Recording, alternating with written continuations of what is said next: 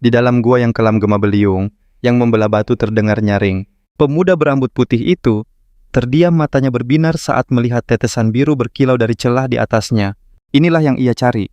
Dengan sigap ia menadahkan botol untuk menampung cairan bercahaya yang ternyata adalah tinta. Pemuda itu berterima kasih pada kucing hitam mungil di pundaknya. Nero seolah mengakui jasanya, lalu pandangannya beralih ke cahaya di ujung gua. Ia berharap dengan tinta ini, Corpse Perintis akhirnya mau menerimanya. Dengan lega, ia melangkah keluar gua. Di tanah kelabu yang gersang, ia menatap metropolis yang gemerlap di kejauhan. Di kota yang benderang itu, sorak-sorai menyambut para prajurit elit berambut cerah yang dikenal sebagai kaloris. Dua warga berdecak kagum membicarakan keberhasilan tim pahlawan itu menaklukkan monster raksasa. Selama para pahlawan itu, ada mereka yakin kota yang bercahaya ini akan selalu aman. Namun suasana beralih ke sebuah distrik yang lebih kelam dan suram. Antrean panjang terlihat di luar gedung di mana papan pengumuman menyatakan ujian masuk Corpse Perintis terbuka bagi siapapun yang memiliki warna. Tiba-tiba pemuda berambut putih itu terlempar kasar hingga jatuh tersungkur ke tanah. Dua penguji menatapnya dari atas. "Ini bukan tempat untukmu," bentak salah satunya. Pemuda itu bangkit dengan geram menyodorkan botol tinta birunya. Ia menuntut penjelasan bersikeras tinta itu adalah bukti kualifikasinya. Penguji itu menunjuknya dan mengungkap kenyataan pahit. Dia ditolak karena dia tak berwarna. Katanya di dunia ini takdir ditentukan sejak lahir, lalu mengejek pemuda itu karena tak tahu diri. Penguji berambut merah melepaskan aura merahnya, menghina pemuda itu. Sang protagonis tersentak kesakitan saat energi itu menyelimutinya. Dari atas tangga penguji itu, menceramahi pemuda yang tengah berlutut tentang para perintis. Dengan angkuh, ia menyatakan hanya orang terpilih sepertinya yang pantas menjadi perintis. Ia menjelaskan tanah hitam di luar kota bukanlah tempat bagi yang lemah untuk bertahan. Sebuah lanskap mengerikan yang ditelan gelap, dipenuhi monster buas yang disebut makhluk. Ia memuja para perintis yang mempertaruhkan nyawa menjelajah dan melawan para monster demi umat manusia. Mereka mendapatkan gelar pahlawan. Kembali ke masa kini, tatapan dingin penguji itu menusuk sang protagonis. Baginya seorang yang tak berwarna takkan pernah bisa mencapai hal itu. Ia menghina pemuda itu, menyuruhnya sadar diri dan kerjakan saja pekerjaan kasar. Ia memberi ancaman terakhir, jika kembali lagi nyawanya taruhannya. Lalu pintu dibanting tertutup. Ditinggal sendiri sang protagonis menunduk. Terdengar suara lembut dari balik dadanya. Nero si kucing hitam menyembulkan kepala dari balik jaketnya. Sang protagonis mengelusnya lembut mengatakan, mereka bisa coba di tempat lain, karena ia sudah terbiasa ditolak. Meski dipermalukan, ia memaksakan senyum. Ia berjanji pada Nero akan menjadi kaloris terhebat sepanjang masa. Ia segera menyembunyikan si kucing ke balik bajunya khawatir ada yang melihat. Sang protagonis menyusuri jalanan industri, bingung harus kemana lagi. Dengan langkah gonta, ia berharap ada tempat yang mau menerima mereka. Tanpa sepengetahuannya, pria berambut hijau mengawasinya dari atas. Kemudian ia berdiri di alun-alun ramai memeriksa buku catatannya. Dengan kasar ia mencoret satu lagi nama di buku yang penuh coretan. Ia sadar semua tempat telah menolaknya. Ia menghela napas lelah dan putus asa. Dengan pasrah ia menghampiri bangunan bertuliskan bengkel mari, bergumam tak ada pilihan lain. Ia membuka pintu dan memanggil pemiliknya. Di dalam seorang gadis berambut putih, mengangkat kacamata pelindungnya menyambutnya dengan senyum cerah. Mari melihat ekspresi muramnya dan menebak. Gagal lagi ya. Saat Nero melompat ke meja Mari menyapanya dengan hangat. Ia mencoba menghiburnya meyakinkan bahwa para penguji itu tak bisa melihat bakatnya. Namun ia tetap putus asa. Apa gunanya kekuatanku jika tak ada yang mau menerima si tak berwarna? Mari membantah. Kemampuannya terbukti karena ia bisa membawa kembali sumber daya dari tanah hitam yang berbahaya. Dengan rendah hati, ia berkata bisa selamat berkat bantuan Nero. Mengalihkan topik, ia meletakkan sebotol tinta biru di meja menanyakan apakah Mari mau membelinya. Mari tampak sangat gembira dan berjanji akan memberinya harga yang pantas. Ia menuang cairan biru ke dalam pipa, sambil mengeluh harga tinta kini meroket karena semakin langka. Sang pemuda menyadari kelangkaan inilah yang membuat orang-orang menuntut lebih banyak perintis. Melihat mesin itu jelas sekali hidup mereka bergantung pada cairan penuh warna ini. Pemuda itu menghela napas merasa putus asa, karena tak ada korps yang mau menerimanya. Mari pun bertanya apa dia sudah mempertimbangkan sarannya tempo hari. Saat ia ragu-ragu berkata tempat itu, sepertinya... Tiba-tiba Mari menggebrak meja dengan selembar kertas. Mari berseru menyuruhnya untuk mencoba segala cara yang ada. Pamflet itu adalah pengumuman rekrutmen Korps Perintis Fajar peringkat SS. Tes masuknya terbuka untuk umum hanya berdasarkan keahlian. Pemuda itu menatap pamflet tersebut dengan mata terbelalak tak percaya. Ia mengaku ragu mendaftar ke korps bergengsi karena takut gagal. Akankah tempat seperti itu benar-benar menghargai kemampuannya? Mari terus menyemangatinya untuk tidak melewatkan kesempatan emas ini. Ia meyakinkan jika penilaiannya murni dari keahlian pemuda itu, pasti akan mendapat pengakuan yang layak. Sambil tersenyum, Mari mengingatkan impian lamanya untuk menjadi seorang kaloris. Sebuah kenangan terlintas menampilkan dirinya saat kecil memeluk Nero, seorang diri di tengah hujan. Terungkap sudah mimpi itu, telah ia genggam erat sejak masa kecilnya. Mari berjanji akan selalu mendukungnya. Didorong oleh kepercayaan itu ia tersenyum. Tak ada lagi keraguan. Dengan mantap ia mengambil pamflet itu. Dengan tekad yang membara, ia melambai pada Mari dan bergegas keluar dari bengkel. Menyusuri lorong sepi distrik bayangan, ia menggenggam pamflet sambil berpikir harus bersiap matang untuk ujian. Langkahnya mendadak terhenti saat Nero merasakan ada sesuatu di belakang mereka. Sebuah suara santai bertanya dan dari kegelapan muncul sebuah tangan memegang tongkat dengan bola hijau bercahaya. Pria berambut hijau yang mengintainya kini mengarahkan tongkatnya lurus ke arah sang pemuda. Sebuah target sihir mengunci punggungnya. Tanpa ragu seberkas energi hijau melesat cepat. Pemuda itu berbalik kaget tapi terlambat sudah. Ledakan energi menghantamnya telak, membuatnya menjerit kesakitan. Saat ia tak sadarkan diri, pria berambut hijau dan rekannya berdiri menatapnya dari atas. Sang penyerang mulai mengejeknya dengan nada dingin. Meski ia lolos dari serangan fatal, tak lama lagi riwayatnya akan berakhir. Terbaring tak berdaya ia mendengar penyerangnya berkata, tak ada yang peduli pada orang tak berwarna. Dengan suara lirih pemuda itu, memanggil nama kucingnya, melihat wajah ketakutan Nero, dengan sisa tenaganya ia menyuruh kucing kecil itu untuk lari. Pemandangan berganti ke sebuah area industri dengan papan peringatan pembuangan limbah tinta. Pemuda itu mengerang saat siuman, dan mendapati pria berambut hijau tersenyum sinis padanya. Pria itu mencengkeram kerahnya menggantungnya di atas sebuah tong besar, berisi cairan hitam pekat. Ia mengejek betapa sial nasibnya, karena akan dilempar ke sana dalam keadaan masih bernapas. Penyerang itu menjelaskan cairan itu adalah limbah tinta yang akan melarutkan apapun tak akan meninggalkan jejak sedikit pun. Dengan panik pemuda itu meronta menuntut siapa pria itu dan kenapa ia diserang. Pria berambut hijau itu mengaku ia dan rekannya terkejut saat mengintainya tadi. Sebuah kilas balik menunjukkan target mereka bukanlah sang pemuda, melainkan makhluk yang bersembunyi di jaketnya. Pria itu menjelaskan makhluk cerdas yang bisa mengikuti manusia adalah temuan yang sangat langka. Ia menyebut Nero sebagai harta karun sejati sambil mengencangkan cengkeramannya. Di belakangnya sang asisten mengangkat sebuah kandang kecil. Di dalam kandang Nero terperangkap dan ketakutan. Pemuda itu menatap ngeri sadar temannya telah tertangkap. Dengan putus asa, ia mencengkeram kerah. Pria itu berteriak agar ia melepaskan Nero. Penyerang itu tak peduli menyebut kemarahannya menyedihkan.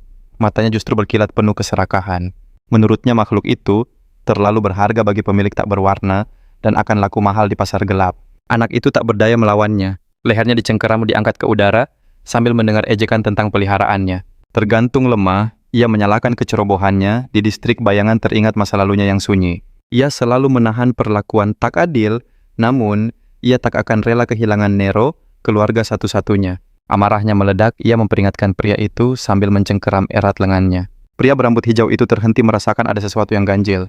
Wajahnya yang sombong berubah kaget saat energi aneh berderak di sekelilingnya. Aura hijau berputar tersedot ke tangan si pemuda membuat pria itu menjerit, merasakan kekuatannya terkuras paksa. Dikuasai rasa takut oleh sensasi aneh ini, pria itu melemparnya dengan kasar ke dalam tong berisi cairan hitam pekat. Si penyerang menganggapnya sia-sia, sementara Nero menangis pilu dari dalam sangkar. Para bandit itu bersorak dan bergegas ke pasar gelap, mengabaikan tangisan Nero. Jauh di dalam cairan kelam sang protagonis, melihat cahaya di atasnya meredup. Tangisan Nero menjauh, ia mencoba bergerak, namun tubuhnya kaku.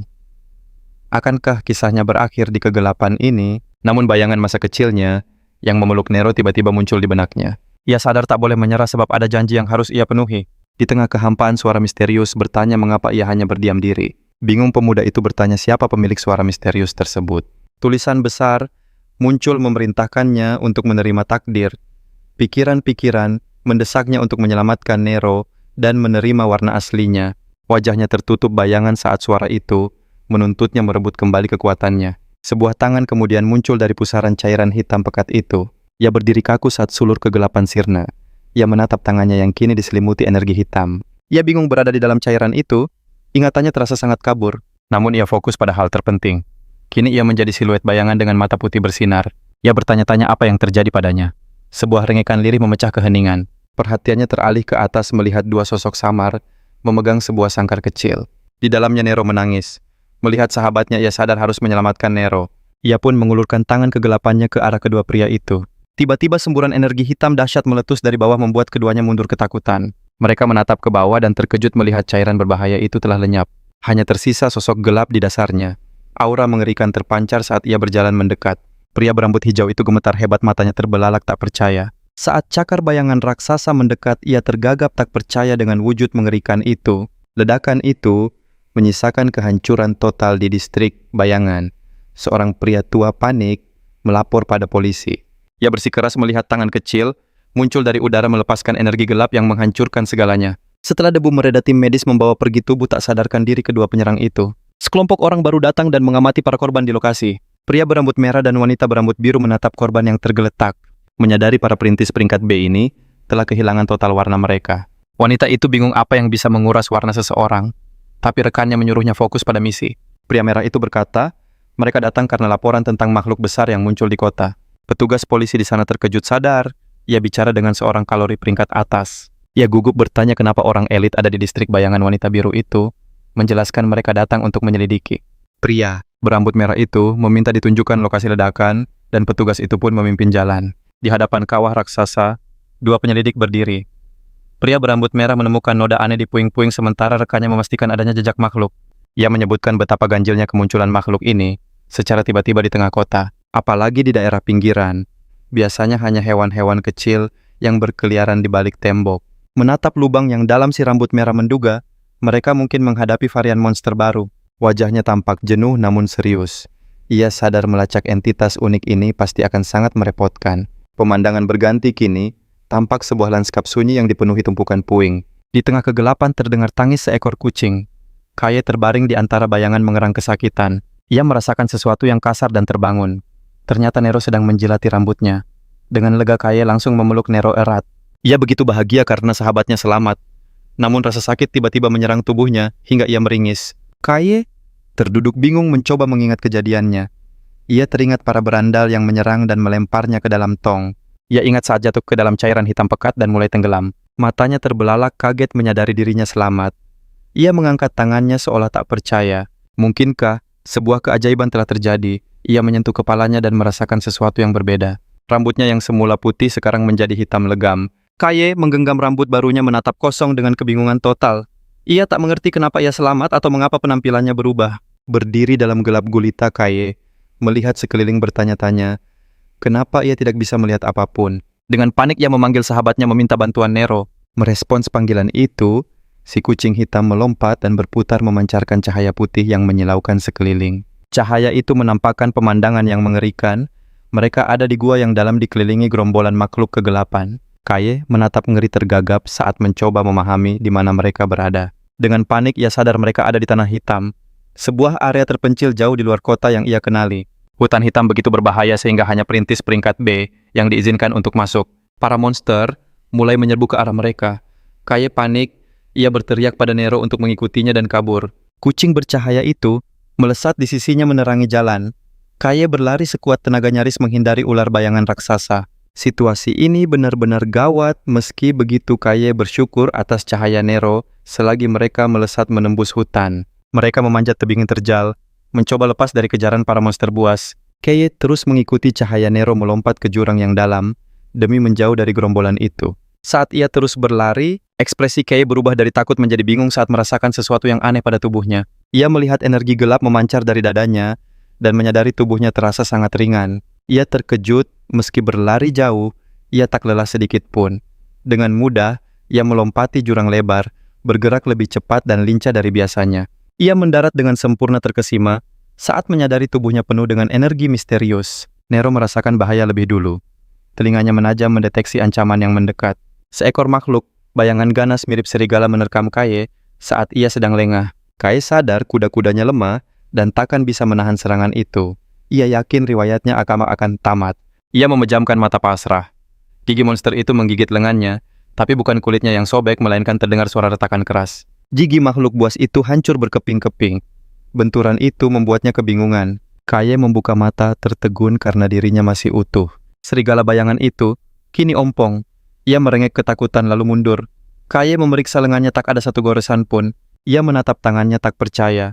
Serangan seperti itu seharusnya berakibat fatal. Matanya terbelalak. Ia akhirnya sadar daya tahan inilah kekuatan warna yang selama ini ia cari. Tiba-tiba getaran dahsyat mengguncang tanah mengejutkan Kaye dan Nero. Sebuah siluet raksasa bangkit dari kegelapan. Menjulang tinggi monster raksasa bermata satu muncul dari balik bukit bersinar dengan energi yang mengancam. Kaye menatap ngeri ke atas mengenali makhluk buas itu sebagai seekor Cyclops. Saat monster itu mengangkat lengan untuk menghancurkannya, Kaye bertanya-tanya kenapa predator dari kedalaman hutan hitam bisa ada di sini. Duar! Pukulan Cyclops itu menghantam tanah menciptakan ledakan dahsyat. Nero menjerit ngeri saat bebatuan berhamburan ke segala arah. Di tengah reruntuhan, Kaye berhasil selamat. Meski hantamannya kuat, senyum percaya diri terukir di wajahnya. Ia sadar ada celah untuk menang. Bayangan kelam masa lalunya kembali terlintas. Saat ia masih menjadi anak yang selalu kesepian dan tersisihkan. Kini ia telah memiliki kekuatan yang didambakannya. Ia bertekad untuk mengubah takdirnya. Energi dahsyat mulai berderak di lengannya seiring ia mengepalkan tinjunya. Ia memutuskan takkan ada lagi kata lari. Dengan tinju terkepal, ia berdiri teguh. Kenangan pahit masa lalu justru membakar semangatnya. Ia fokus pada sensasi aneh dari dalam dirinya. Seketika tubuhnya diselimuti oleh aura kegelapan. Ia berubah menjadi makhluk bayangan dengan mata putih bersinar. Sang Cyclops mengaum hendak menghancurkan wujud kecil di hadapannya. Namun Kaye melesat dari tanah dengan kekuatan ledakan terbang ke udara. Dengan satu serangan pamungkas, ia melancarkan pukulan yang menghancurkan monster raksasa itu berkeping-keping. Kekuatan pukulan itu menciptakan gelombang kejut dahsyat yang menyapu pepohonan membuka jalan lurus. Di udara Kaye melayang di antara serpihan musuhnya yang telah hancur. Ia bertahan dalam wujud barunya sejenak, namun matanya terbelalak saat menyadari ada yang aneh. Aura kegelapan itu sirna. Tiba-tiba ia sudah melayang tinggi di bawah langit yang cerah dan pemandangan yang subur. Dengan takjub ia menatap hutan lebat dan air terjun di bawahnya terpana oleh keindahan alam yang memukau. Kekuatan itu, sirna secepat datangnya rambutnya kembali memutih. Ia menatap ke bawah dengan penuh kebingungan. Kepanikan melandanya saat ia sadar gravitasi menarik tubuhnya. Ia tak berdaya di udara. Kaye merangkak keluar dari sisa-sisa kejatuhannya, sementara Nero melayang cemas di atasnya. Kaye merangkak keluar dari sisa-sisa kejatuhannya, sementara Nero melayang cemas di atasnya. Ia jatuh berlutut dengan napas terengah-engah. Aura gelapnya memudar seperti asap dan ia ngeri menyadari warnanya menghilang. Kepanikan melandanya saat ia menyadari kelemahan dari kekuatan barunya. Semakin sering ia menggunakan kekuatan dahsyat ini, semakin cepat energinya akan terkuras habis. Jika terus begini, ia akan benar-benar tak berdaya. Tiba-tiba dunianya menjadi gelap dan suara misterius bergema di benaknya. Tunggu apa lagi? Suara itu memerintahkannya untuk bertindak. Mangsamu ada di depan. Cepatlah santap. Kaye menatap ke bawah pada sisa-sisa Cyclops yang baru saja ia kalahkan. Suara itu terus membujuknya. Apa kau ingin hidup, ulurkan tanganmu. Tubuhnya lelah dan berkeringat. Kaye berjuang keras untuk tetap sadar. Dalam keputusasaan suara itu terus mendesaknya. Matanya bersinar redup tanda perjuangannya untuk bertahan. Dengan tubuh gemetar, ia mengikuti perintah naluriah itu dan mengulurkan tangannya ke sisa-sisa monster. Kaye meletakkan tangannya dengan mantap di atas tubuh Cyclops itu. Seketika sebuah teknik misterius aktif, ia mulai menyerap sisa energi bayangan dari monster itu. Nero menatap ngeri saat tuannya melakukan itu. Pilar cahaya hitam raksasa membubung ke langit menandakan energi itu telah terserap. Saat cahaya itu meredup, rasa lelah di tubuh Kaye perlahan menghilang. Ia bersandar pada batu, rambutnya kembali hitam legam dan kekuatannya pulih. Sambil menatap langit, ia menghela napas lega.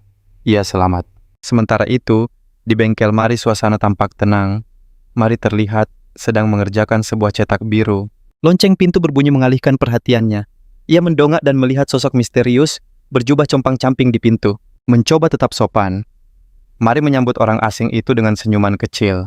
Meski gugup, ia bertanya apakah ada yang bisa dibantu. Namun sosok itu hanya diam memancarkan aura yang suram. Orang asing itu melangkah maju dengan perlahan namun pasti. Mari yang makin cemas berkata, kalau ia terlihat mencurigakan. Saat sosok itu terus mendekat, Mari panik dan meraih kunci pas besar. Ia memperingatkan akan menyerang jika orang itu berani mendekat. Sosok itu tiba-tiba maju, membuat Mari menjerit ketakutan dan memejamkan mata. Namun penyusup itu berhenti dan membuka tudungnya menunjukkan senyum yang ia kenal. Tenanglah, katanya. Ternyata itu Kaye yang tersenyum canggung sambil menggaruk kepalanya. Tenang, ini aku, katanya. Walau sejujurnya aku sendiri hampir tak mengenali diriku. Mari pun menurunkan kuda-kudanya, matanya terbelalak kaget. Ia tergagap tak mampu memproses perubahan drastis di wajah temannya. Suaranya menggema keras saat ia berteriak tak percaya. Ia menuntut penjelasan tentang apa yang terjadi pada penampilannya sambil gemetar ketakutan, mencengkeram pipa logam. Namun rasa takutnya seketika sirna digantikan amarah yang membara. Sambil mengeluarkan palu dan kunci Inggris, ia berteriak, takkan mengampuni siapapun yang telah melukai temannya, lalu mengayunkan alatnya membabi buta. Ia berseru bahwa mereka pantas mendapatkan ganjaran setimpal. Ka dengan panik mencoba menenangkannya, meyakinkan bahwa dirinya baik-baik saja. Sadar itu benar-benar, Kai Mari pun menurunkan senjatanya. Ia mengaku terbawa suasana karena takut setelah kehilangan kontak. Ekspresinya melembut dihiasi senyuman lega. Ia memberitahu Kai betapa senangnya ia melihat temannya selamat. Kai pun meminta maaf karena telah membuatnya khawatir. Dalam hati Kai merenung, selamat dari cairan beracun dan malah mendapatkan warna. Sungguh sulit dipercaya. Ia pun menyuarakan kegelisahannya pada Mari. Ia sadar warna barunya adalah hitam, warna yang identik dengan monster. Ia khawatir orang-orang akan memandangnya dengan aneh. Tapi ia segera menepis keraguan itu. Yang terpenting ia akhirnya punya kesempatan menjadi seorang koloris. Dengan semangat ia bertekad untuk langsung ikut ujian Korps Perintis dan berterima kasih pada Mari atas bantuannya. Kai kemudian dengan malu-malu bertanya apa ia boleh meminjam beberapa pakaian. Ia berjanji akan mengembalikannya. Mari tampak jengkel. Berapa kali lagi kau akan memohon padaku? Namun sedetik kemudian ia tersenyum hangat. Anggap saja ini investasi untuk calon koloris hebat di masa depan. Tiba-tiba Mari meraih tangan Kai dan menariknya menyuruhnya untuk ikut. Kai tampak bingung saat Mari dengan riang mengumumkan bahwa ia punya sesuatu yang pas untuknya. Adegan berganti memperlihatkan kerumunan besar calon perintis yang menaiki tangga bangunan megah bak Koloseum. Di dalam ratusan peserta berkumpul di atas platform persegi, bersiap untuk ujian. Di antara mereka 3 pemuda tampak mengobrol dengan gugup. Seorang pria berambut biru bernomor 183 di dadanya mencoba menenangkan temannya. Temannya yang berambut merah jambu tak percaya mereka bisa sampai sejauh ini. Siap untuk mengikuti ujian Korps Perintis Fajar yang begitu bergengsi. Grup peringkat S ini dikenal sebagai pahlawan penjelajah tanah hitam berbahaya dan merupakan harapan besar bagi seluruh kota. Namun para kandidat tampak gentar melihat banyaknya saingan kuat yang hadir di sana. Mata mereka tertuju pada seorang wanita berambut ungu putri dari keluarga koloris ternama yang berdiri di samping pria bertopi bieni. Terlihat pula para bintang baru lainnya, seperti pemuda berkacamata dan seorang pria bertopeng gas. Namun di antara semua pesaing itu, mereka sepakat ada satu orang yang paling mencuri perhatian. Pandangan mereka tertuju pada pemuda berambut hijau, acak-acakan dengan tatapan tajam. Dialah Gael, sang pedang Gael. Semua orang yakin ia dijamin akan lulus ujian ini. Rumor mengatakan, ia bahkan mampu menghadapi makhluk berbahaya seorang diri. Tapi ia juga dikenal karena sifatnya yang kasar, yang kabarnya membuatnya dikeluarkan dari korps sebelumnya. Pria berambut biru nomor 183 tertawa angkuh, mengklaim tak takut pada orang seperti Gael. Tiba-tiba sebuah bayangan menyelimutinya. Gael muncul tepat di belakangnya. Coba katakan sekali lagi. Pemuda itu membeku ketakutan. Gael menatap mereka dengan tatapan dingin bocah-bocah bodoh. Gael melenggang pergi sambil menghela napas kecewa. Ia mengeluh meskipun ini ujian peringkat S isinya hanya orang-orang lemah. Sambil memindai para peserta, dalam benaknya ia mencoret mereka semua. Tak ada satupun yang menarik perhatiannya. Namun matanya menyipit saat melihat satu pengecualian. Gadis berambut ungu itu. Ia mengenalinya sebagai Eli Kayan, putri kedua keluarga Kayan. Gael menyeringai, setidaknya ada satu yang cukup layak. Dalam imajinasinya, ia seolah mengulurkan tangan ke arah kerumunan. Ia penasaran bagaimana reaksi mereka semua saat menghadapi ujian yang sesungguhnya. Tiba-tiba pengeras suara berbunyi meminta perhatian semua kandidat. Gael dan Eli menoleh ke panggung saat ujian Korps Perintis Fajar resmi dimulai. Seorang pria berambut pirang terang dengan mata emas berdiri di podium mengumumkan, ujian dimulai sekarang. Suasana mendadak riuh, semua terkesiap saat menyadari penguji itu adalah seorang koloris ternama dari Korps Perintis Fajar. Bisikan penuh semangat menyebar di antara para kandidat. Mereka mengenalinya sebagai pahlawan yang berjasa besar dalam perburuan monster baru-baru ini. Kehadiran seorang koloris elit seperti dia menandakan bahwa Korps sangat serius dengan rekrutmen ini. Para kandidat merasakan aura luar biasa yang memancar darinya, menyadari level anggota Korps peringkat S memang berbeda. Sang penguji menatap kerumunan dan menyapa mereka. Ia berterima kasih kepada semua yang mendaftar apapun tujuan mereka. Entah itu demi uang, kekuasaan, kehormatan, ataupun tugas. Namun dengan dingin ia menyatakan semua alasan itu tidaklah penting. Matanya berkilat tajam. Sang penguji menjelaskan bahwa pada akhirnya hanya keterampilan sejati yang bisa membuat seseorang meraih segalanya. Ia menegaskan bahwa mereka mencari kandidat super kuat yang mampu menjelajahi tanah hitam untuk merebut kembali wilayah manusia. Ia menyuruh mereka melihat sekeliling, menyatakan bahwa orang biasa-biasa saja tak dibutuhkan dan ujian akan segera dimulai. Ia menunjuk ke sebuah panggung persegi di tanah, mengumumkan tes pertama adalah sebuah turnamen. Ia menjelaskan bahwa kemampuan bertarung adalah keahlian terpenting bagi seorang perintis. Sebab dunia di luar sana adalah tempat yang brutal, di mana hanya yang terkuat yang akan bertahan. Ia mengepalkan tangannya dan memerintahkan para kandidat untuk membuktikan kelayakan mereka. Ia menjelaskan bahwa hasil turnamen akan menentukan siapa yang lolos babak pertama, lalu meminta mereka naik ke panggung saat nomornya dipanggil. Penguji memanggil nomor 126 dan nomor 286, Gael, nomor 126, melangkah maju dengan ekspresi serius. Kerumunan berbisik menyebut Gael, si kelas berat, dan merasa kasihan pada siapapun yang harus melawannya di awal. Namun Gael justru menyeringai licik berpikir, dia beruntung bisa bersenang-senang lebih awal karena sudah sangat bosan. Matanya menyipit dengan tatapan predator, sambil bertanya-tanya, bagaimana cara terbaik untuk mempermainkan lawannya. Gael melihat seseorang mendekati panggung bingung dengan pria aneh yang berjalan ke arahnya. Berdiri di seberang Gael adalah sosok misterius berjubah compang-camping yang memakai nomor 286. Gael menganalisisnya berpikir kuda-kuda sosok berjubah itu terlihat canggung dan sangat lemah. Gael menggenggam gagang senjatanya memutuskan bahwa bicara tidak lagi penting. Dengan suara tajam ia menghunus pedangnya menyatakan ia sudah muak hanya berdiam diri. Melepaskan kekuatannya, ia mengayunkan pedang menciptakan tebasan energi angin hijau raksasa tanpa menahan diri sedikit pun. Para penonton menyaksikan dengan takjub mengenali teknik khas itu sebagai pedang Gael.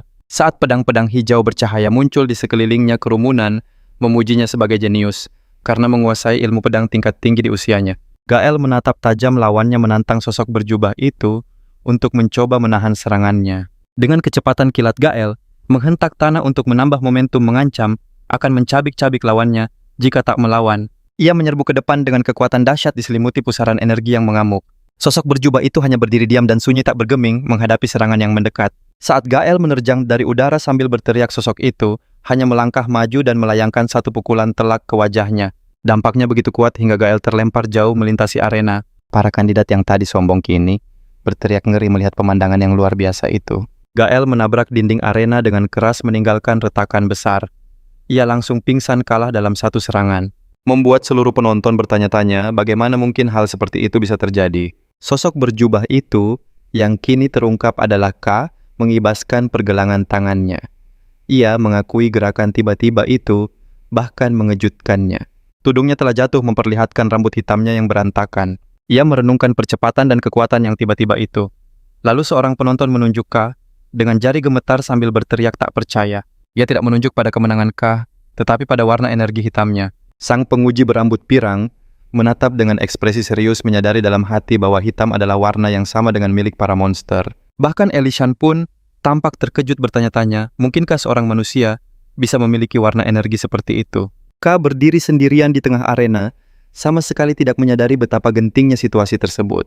Semua orang bertanya-tanya, apakah kekuatan untuk mengalahkan pedang Gael dalam sekejap berasal dari energi hitam misterius ini. Kaye menatap kerumunan yang terdiam bertanya-tanya mengapa mereka begitu terkejut dan apakah ia melakukan kesalahan. Turnamen pun kembali berlanjut dengan pertarungan yang sengit. Di sebuah laga seorang kandidat meluncurkan bebatuan tajam, namun Kaye dengan lincah menerjang maju menghindarinya. Dalam sekejap ia berhasil mendekat dan melayangkan pukulan telak yang membuat lawannya terlempar jauh. Penyiar pun mengumumkan kemenangannya dengan lantang. Rentetan kemenangan Kaye terus berlanjut saat ia mendominasi arena membanting satu lawan dan menjatuhkan yang lainnya. Penguji berambut pirang itu tersenyum penuh minat menyatakan Kaye adalah peserta yang paling bersinar. Ia sangat antusias mencatat Kaye sebagai pemilik warna hitam pertama dan bersikeras untuk segera merekrutnya. Tiba-tiba terdengar langkah kaki berat mendekat, disusul sebuah suara yang berkata, sepertinya hari ini cukup berat. Penguji pirang itu terperanjat saat melihat pria berambut merah dan wanita biru dari lokasi insiden sebelumnya. Penguji bertanya mengapa ketua tim merah ada di sana, tetapi pria itu hanya melambai santai, mengaku kebetulan lewat. Mereka pun membahas singkat tentang penyelidikan insiden makhluk raksasa. Ketua tim merah itu menghela napas mengakui belum ada kemajuan. Ia lalu bertanya, adakah kandidat yang menonjol? Penguji itu menyebut nona muda dari keluarga Tian dan seorang kandidat lain yang sangat istimewa. Mendadak mata ketua tim merah itu terbelalak merasakan sesuatu. Ia menatap ke arena dan langsung mengenali energi hitam Kaye. Sementara penguji memuji Kaye, sang ketua tim hanya menatap pemuda itu dalam diam penuh selidik. Wanita berambut biru berbisik pada ketuanya menanyakan kemungkinan hubungan anak itu dengan penyelidikan mereka. Pria berambut merah itu mengonfirmasi kemungkinan besar dialah orangnya. Dalam benaknya ia menyimpulkan kemunculan warna baru setelah insiden distrik bayangan bukanlah suatu kebetulan. Untuk saat ini ia memutuskan akan mengawasi Kaye dari jauh. Tanpa sadar diawasi, Kaye menatap kepalan tangannya yang berasap energi gelap. Ia sangat takjub dengan kekuatannya. Ia sadar mimpinya menjadi seorang perintis akhirnya bisa terwujud. Namun ia teringat dampak dari transformasinya dan mengingatkan diri untuk selalu waspada. Jika ia ceroboh dan kehilangan warnanya di tengah pertarungan, riwayatnya akan tamat. Tiba-tiba ledakan energi es dahsyat menciptakan dinding es di arena. Elikayan berdiri tenang di tengah kabut dingin. Penyiar mengumumkan nomor 17 sebagai pemenang. Lawannya telah terperangkap dalam balok es yang kokoh. Para penonton termasuk Kaye terpukau dan memuji bahwa warna keluarga Qian memang selalu mengesankan. Saat Ellie menuruni tangga Kaye, terus memperhatikannya bertanya-tanya bagaimana cara mengalahkan sihir sehebat itu. Tiba-tiba Ellie berhenti tepat di depan Kaye, menatapnya dengan sorot mata yang tajam dan penuh rasa ingin tahu. Mata birunya menyipit curiga. Tanpa sepatah kata, ia berbalik dan pergi meninggalkan Kaye yang diliputi kebingungan. Penyiar mengumumkan bahwa ujian tahap pertama telah berakhir. Ia berdiri. Penguji berambut pirang naik ke podium dan berterima kasih atas kerja keras semua peserta. Ia menjelaskan karena keterbatasan waktu mereka akan segera melanjutkan ke ujian berikutnya. Ia meminta para kandidat yang gugur untuk meninggalkan arena dan mereka pun pergi dengan langkah lesu. Saat penguji pirang hendak memulai tes berikutnya, sebuah tangan menepuk pundaknya. Pria berambut merah itu melangkah maju sambil tersenyum. Ia mengambil alih dan berkata bahwa ujian kedua akan dipimpin langsung olehnya. Para kandidat terkesiap menyadari sosok di hadapan mereka adalah Caloris Red. Iaku adalah salah satu koloris terkuat di kota yang terkenal karena berhasil merebut kembali tanah hitam. Namun para peserta justru ketakutan. Teringat rumor tentang kekuatan penghancurnya yang membuat rekan pun enggan bekerja sama. Dan setiap kali ia yang menguji, tidak ada satupun kandidat yang pernah berhasil lulus. Penguji pirang itu menatap Caloris Red dengan cemas. Apa kau yakin kapten bisa marah karena kau mengubah formatnya? Red hanya tertawa dan berkata bahwa ia sudah biasa dimarahi setiap hari. Ia mengumumkan ujiannya sederhana dan meminta semua orang bertahan saat tubuhnya meledak dalam kobaran api. Gelombang api raksasa menyapu ke arah para peserta, membentuk kubah api, dan menjebak mereka semua. Para kandidat panik seketika saat mereka terkurung dalam panas yang menyengat. Red menjelaskan kalau dia menciptakan ulang lingkungan dari suatu wilayah dan memperingatkan kalau tempat itu akan jadi sangat panas. Dia menggambarkan tanah hitam yang penuh dengan kondisi ekstrem, tempat manusia nyaris tak bisa bertahan. Dia meremehkan ujian itu, menganggap panasnya tak lebih dari sekadar penghangat ruangan. Dengan wajah serius, Red menegaskan, jika mereka bisa bertahan, mereka akan lulus. Namun matanya menatap dingin, sambil menambahkan siapapun yang tak sanggup menahan panas ini, tidak pantas menjadi perintis. Di dalam bola api, para kandidat menjerit kesakitan. Seorang pria sadar tak bisa menggores penghalang itu, sementara yang lain berteriak putus asa. Mereka bertanya-tanya ngeri, sekacau apa neraka tanah hitam itu, jika ini hanya pemanasan. Mengamati dari samping, penguji berambut pirang bergumam bahwa rumor itu salah kemampuan Red, sama sekali tidak melemah. Dia mengagumi kendali Red yang luar biasa melihatnya bisa menyegel begitu banyak orang dalam sekejap. Dia mengakui kekuatan ini memang layak dimiliki oleh seseorang di puncak. Tiba-tiba suara retakan keras memecah keheningan. Ed dan asistennya menoleh kaget saat salah satu bola api berubah biru dan mulai retak. Gelombang energi es yang dahsyat meledak keluar menghancurkan bola api itu. Di antara serpihan es, Ellie kian berdiri dengan angkuh. Melihat Ellie berhasil lolos, Red menatapnya dan mengakui kalau kemampuannya cukup hebat. Dia berpikir walau kekuatan keluarga Chayan adalah lawan alami api kekuatannya, seharusnya bisa mengatasi keuntungan itu. Menatap gadis itu, Red menyimpulkan kalau dia memang pantas disebut sebagai anak ajaib sejati. Red lalu bertanya-tanya tentang kandidat lain yang menarik perhatiannya. Di dalam bola apinya, Kate tampak berdiri diam. Ed mengamatinya dan berkata bahwa tidak seperti gadis itu, anak laki-laki ini takkan bisa menerobos. Dia mengaku tak banyak berharap, namun di dalam penghalang Kai panik dan berteriak dalam hati bahwa dia dalam masalah besar. Dia sadar sudah menggunakan terlalu banyak warnanya saat bertarung melawan pendekar pedang Gil. Dia menatap tangannya dengan ngeri, menyadari energi hitamnya bocor dan terkuras lebih cepat di dalam panas. Kai membayangkan masa depan yang mengerikan jika ada kekuatannya habis. Dia tahu jika terungkap dirinya tak berwarna, dia mungkin akan dijadikan bahan eksperimen. Dengan panik dia mencari solusi, bertanya-tanya, apa dia bisa menyerap sesuatu untuk mengisi kembali energinya. Dia menatap dinding api yang bergejolak. Sebuah kesadaran muncul di benaknya. Karena penghalang itu terbuat dari warna, dia bertanya-tanya apa mungkin dia bisa menyerapnya. Dia menatap tangannya mengakui tak tahu batas kekuatan penyerapannya, tapi memutuskan tak ada waktu untuk berpikir. Dia bertekad untuk mencari tahu. Dia mengulurkan tangan dan menyentuh dinding api yang berputar.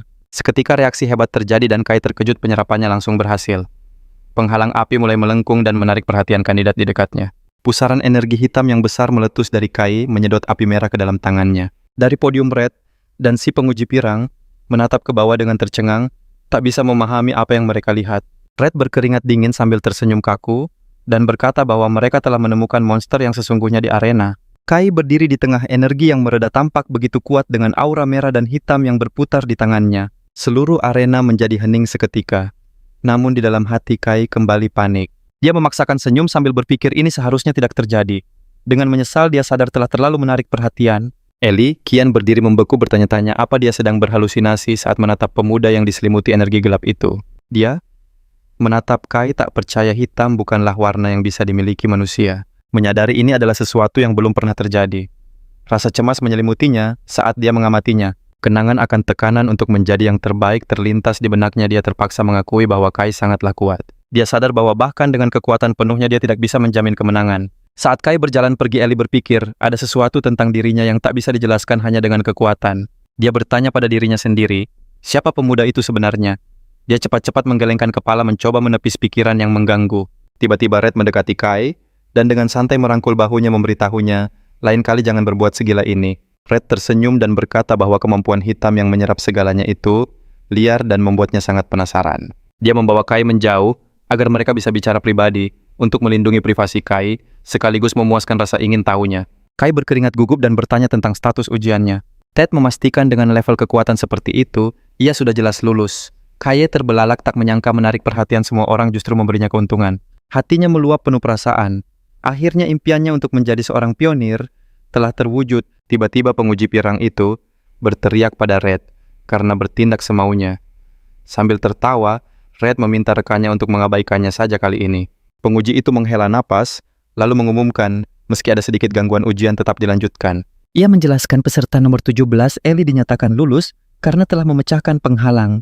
Namun kandidat lain akan mengikuti tes tambahan. Ellie tak menghiraukan pengumuman itu. Matanya terpaku pada lorong gelap tempat Red membawa Ki pergi. Adegan berganti ke sebuah kawasan industri. Red berdiri di luar mobil bersama Kai, sementara rekannya yang berambut biru menunggu di kursi kemudi.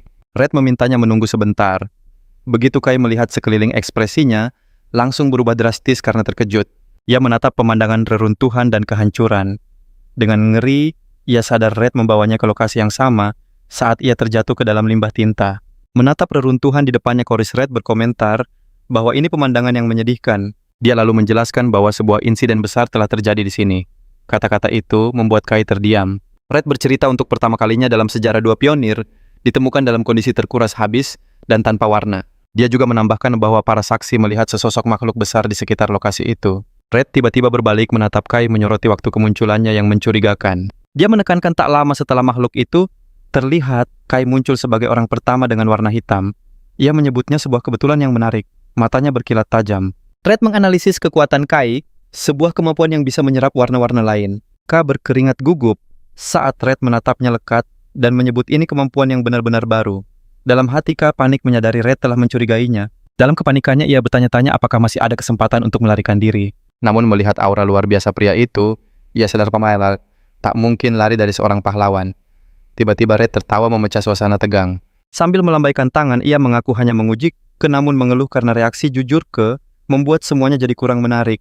Kai hanya bisa menatapnya dengan bingung. Red menjelaskan walau tugas resminya adalah menyelidiki insiden itu, secara pribadi ia lebih tertarik pada kemampuan unik karena pada dasarnya kekuatan warna tak bisa bercampur. Akan tetapi, ia mengamati bahwa kemampuan Kai sepertinya melanggar semua aturan itu. Dia teringat saat tes kedua terlihat jelas, Kai belum mampu mengendalikan kekuatannya. Kai tergagap ingin menjelaskan, namun Red memotongnya. Tubuh Koris itu mulai bersinar dengan aura merah, menyatakan bahwa mereka perlu melakukan sebuah tes. Kai menatapnya dengan tatapan tak mengerti. Red mengulurkan tangannya menjelaskan bahwa ia harus memahami cara kerja kemampuan itu. Ia tersenyum yakin menantang Kai untuk mencoba menyerap energinya sekarang. Kai langsung panik dan berusaha menolak. Ia memperingatkan Red bahwa hal itu sangat berbahaya. Red hanya tertawa memberitahu pemuda itu bahwa masih terlalu dini baginya untuk mengkhawatirkan seseorang selevel pahlawan. Keterdiam wajahnya tegang dan gugup. Red menyuruhnya untuk berhenti bicara dan segera mencobanya. Hitam adalah lambang tanah kelam, sebuah kekuatan mengerikan yang akan melahap segalanya. Red berpikir, membiarkan kekuatan berbahaya seperti itu lepas kendali adalah hal yang tak bisa diterima karena bisa menggoyahkan fondasi kota cahaya. Sebuah rahasia kelam melintas di benaknya. Publik belum tahu, tapi makhluk-makhluk humanoid itu benar-benar ada. Diam-diam ia memperingatkan Kai dalam hatinya, jika suatu saat ia berhadapan dengan mereka, atau lebih buruk lagi menjadi salah satunya ia sendiri yang akan menyingkirkannya. Kai hanya bisa menghela napas merasakan tekanan mengerikan yang datang dari Red. Walaupun merasa terintimidasi, Kai menyetujui untuk melakukan tes tersebut. Dengan gugup, ia memegang pergelangan tangan Red, seolah meminta kepastian kalau semua ini bukan salahnya sementara aura gelap mulai bangkit dari tubuhnya. Sesaat setelah mereka bersentuhan, gelombang energi yang dahsyat langsung mengguncang udara di sekitar mereka. Kai terkesiap saat energi merah menyambar lengannya beradu dengan aura hitam miliknya. Saat itu juga ia sadar telah membuat kesalahan. Ledakan api dahsyat meletus dari titik sentuhan mereka membuat Kai menjerit kesakitan. Di dalam kobaran api itu, ia berteriak pada Red untuk berhenti mengaku. Tak bisa mengendalikan kekuatan yang terasa seperti lahar panas di dalam dirinya. Dalam pandangannya, Red tampak bagai siluet dewa yang berdiri kokoh di tengah api, menegaskan statusnya sebagai seorang pahlawan sejati. Red berdiri tenang di dalam kobaran api itu, sambil terus mengamati. Dia memperhatikan energi hitam Kaye, terus menyerap kekuatannya seolah tak pernah merasa cukup. Dia pun menyadari karena kekuatan Kaye, belum sempurna orang dengan kekuatan besar mampu menahan serapannya. Namun kekuatan ini bisa berakibat fatal bagi manusia biasa. Saat api itu berpusar tatapan, Red menajam rasa ingin tahunya semakin dalam. Dia merasa apa yang mereka saksikan saat ujian, bukanlah kekuatan penuh anak itu. Ia bertekad untuk tahu bukan hanya cara menyerap warna, tapi juga bagaimana warna itu digunakan. Ketegangan memuncak saat energi keduanya beradu hebat.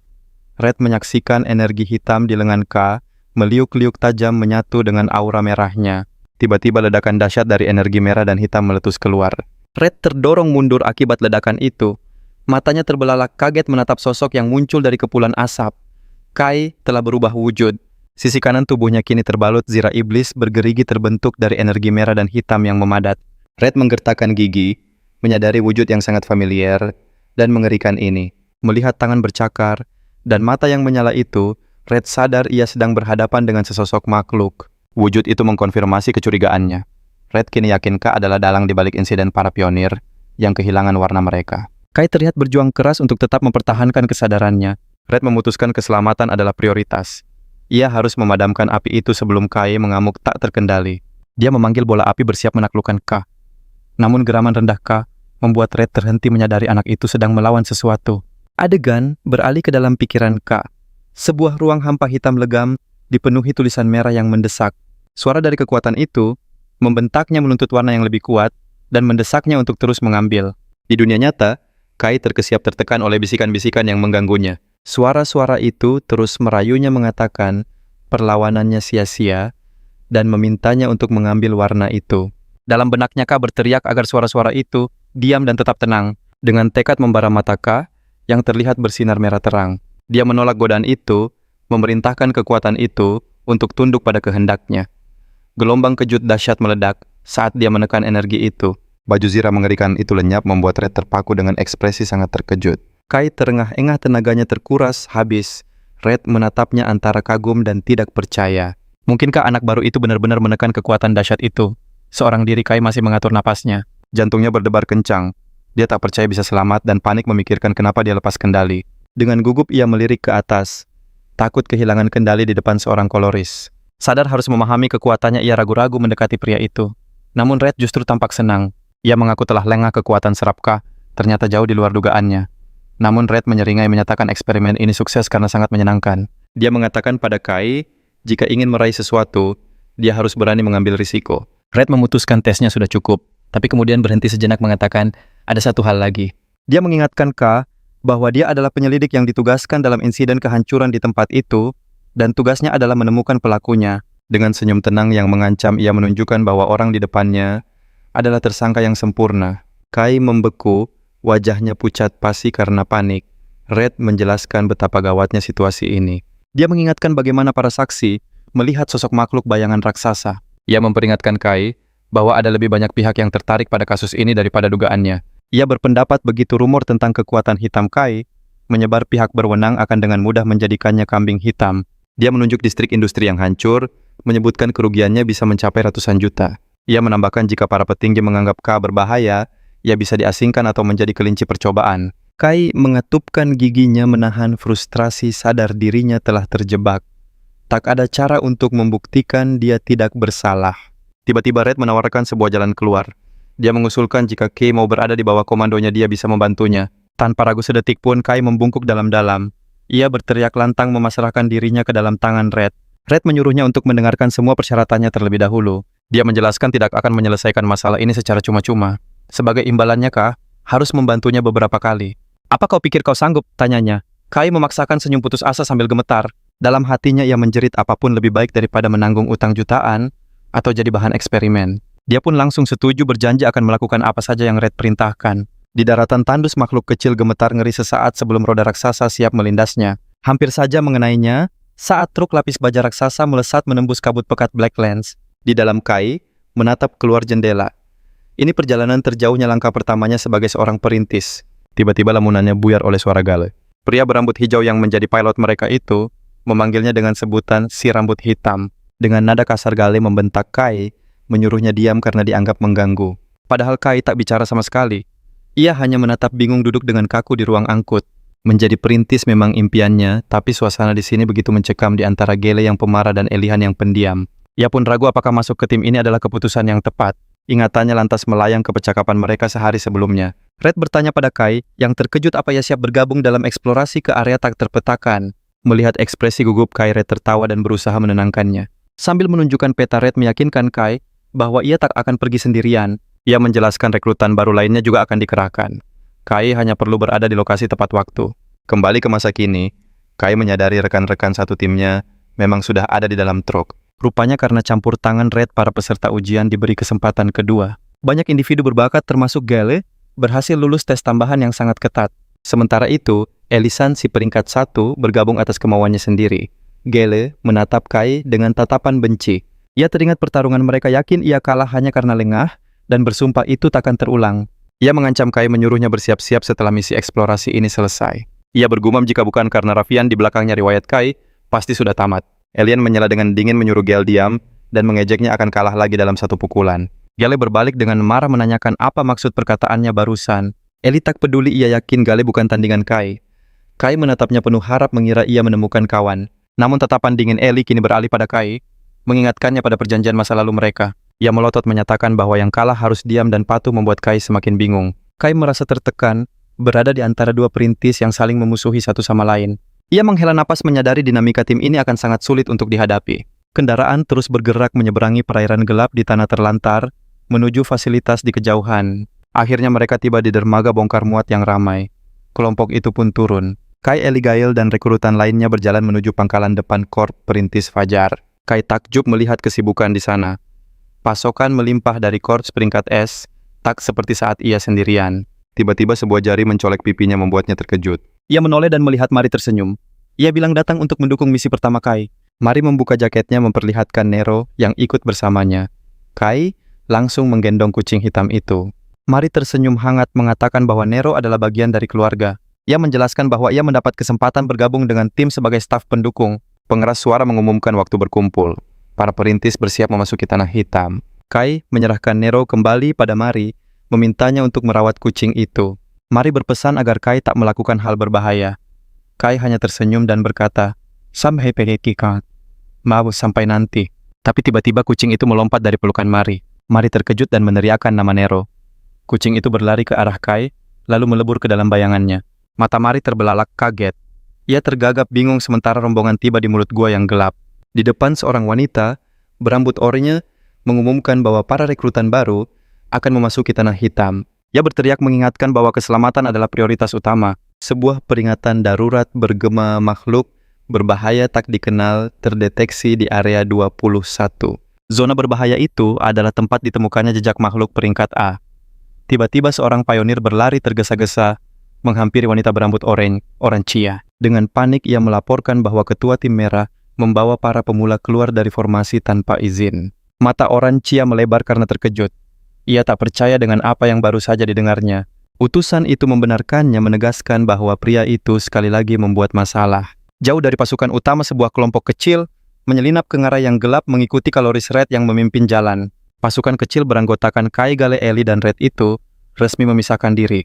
Kai bertanya dengan cemas, "Ketua tim, apakah ini tidak apa-apa?" Ia menunjuk pasukan utama yang menuju arah berbeda.